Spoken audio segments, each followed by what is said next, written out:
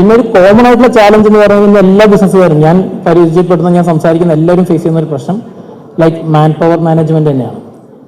കുറച്ച് എക്സ്പീരിയൻസ് ആയി കഴിഞ്ഞാൽ പണ്ട് നമുക്ക് ദുബായിനെ മാത്രം പേടിച്ചാൽ മതിയായിരുന്നു, ഇപ്പൊ യൂറോപ്പിനും പേടിക്കേണ്ട അവസ്ഥയാണ്. ഒരു 1-2 വർഷം എക്സ്പീരിയൻസ് ആയാൽ നമ്മുടെ പിള്ളേരെല്ലാവരും കുറേ പേര് അങ്ങോട്ട് ചാടുന്നുണ്ടാവും.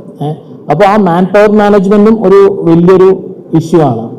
പിന്നെയുള്ളൊരു ചാലഞ്ച് എന്ന് ഞാൻ നേരത്തെ പറഞ്ഞ പോലെ തന്നെ ഈ പകുതി ഗവൺമെന്റ് ഡിപ്പെൻഡൻസി ഉള്ള സർവീസുകളായതുകൊണ്ട് തന്നെ ഇതിനൊരു പ്രോസസ്സ് സെറ്റ് ചെയ്ത് ഈ പ്രോസസ്സ് കറക്റ്റായിട്ട് ഫോളോ ചെയ്ത് പോകുക എന്ന് പറയുന്നത് വലിയൊരു ചാലഞ്ചാണ്.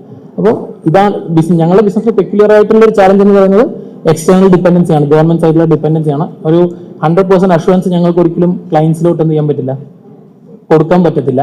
പക്ഷെ അത് ഞങ്ങൾക്കൊന്നും ചെയ്യാനും പറ്റത്തില്ല, പക്ഷെ ഞങ്ങളുടെ റെസ്പോൺസിബിലിറ്റി ആയിട്ട് മാറുന്ന ഒരു സാഹചര്യം ഉണ്ട്. അതാണ് രണ്ടാമത്തെ കോമൺ ആയിട്ടുള്ള ഒരു പ്രശ്നം പറയുന്നത് ഒരു മാൻ പവർ മാനേജ്മെന്റ് തന്നെയാണ്. ഇന്നത്തെ ഒരു പുതിയ തലമുറ ഒരു സ്ഥലത്ത് തന്നെ കണ്ടിന്യൂസ് ആയിട്ട് സ്റ്റിക്ക് ഓൺ ചെയ്യാനൊന്നും അവർക്ക് താല്പര്യമില്ല. അവര് ദേ വാണ്ട് ടു എന്താ പറയുക, പുതിയ ഓപ്പർച്യൂണിറ്റീസ് എക്സ്പ്ലോർ ചെയ്യണം.